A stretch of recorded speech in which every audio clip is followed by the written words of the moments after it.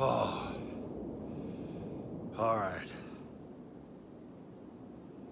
I lied about the nettles, but to be honest, not many places do you have to tromp through there. But if you do, you'll find one of the more interesting little things that people normally probably don't see because they don't come tromping through nettle-ridden forests. Yeah. The good thing is, if you didn't know, normally around nettles, you know, these little prickly guys down here, normally around nettles grows a fern. You can take the fern pollen and, I don't know, you rub it on your nettle spot, kind of weird like so, and I don't know, helped me back in the day. Anyway, Goat Island, northernmost tip.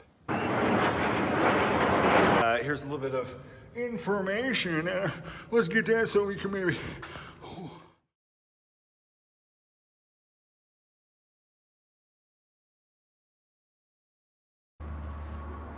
Seriously, who drug this out here?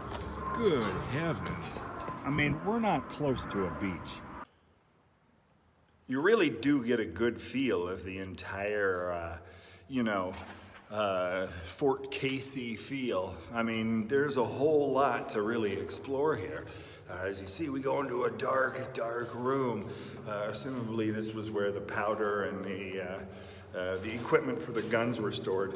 There's some buildings out on the north side, I think, where people maybe slept and whatever out there.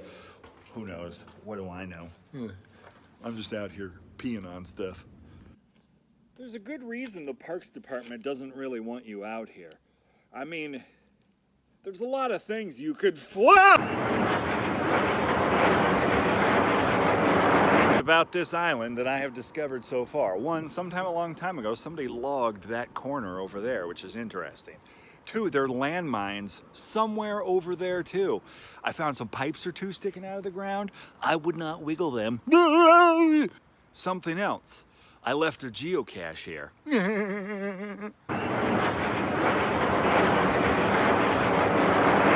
It was poop.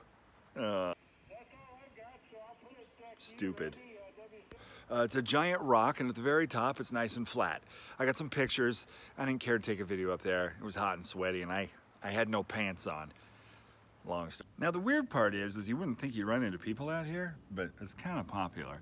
I've been here all day, and I've run into a few people already. A few of them I hid and snuck along the coastline. Not really, kind of. It was a little creepy. We were going the same direction. I had no pants on. That was the bad part.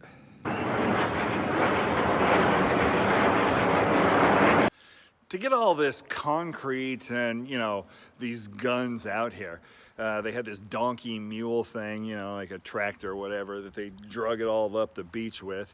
There's a weird little land bridge, like tidal break between the outlet of the river over here and ultimately the opening of what would be the sound in this area. And they store logs and whatnot there, stuff like that. But they drug all that stuff up here on a railway. There's some railway junk you can find down at the beach. And then there's, then they railed it all back on out of here when they recycled it, eh? Yeah. Recycling, it works.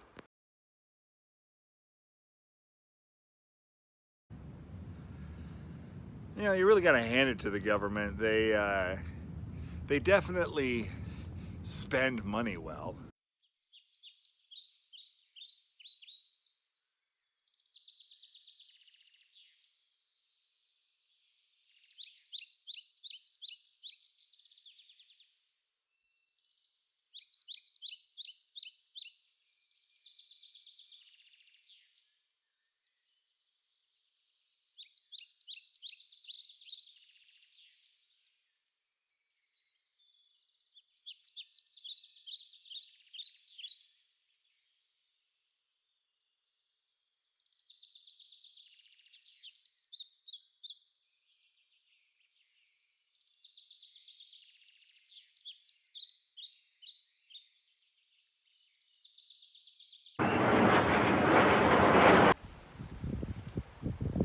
hidden in amongst the rocks are more rocks. Little embankment was like this, assumably used to hide out and look over the edge. Little embankments like this you can find here and there, all up and down the sides of Goat Island. I'm sure they have interesting stories. Yeah, so you know, you can't spend the night out here.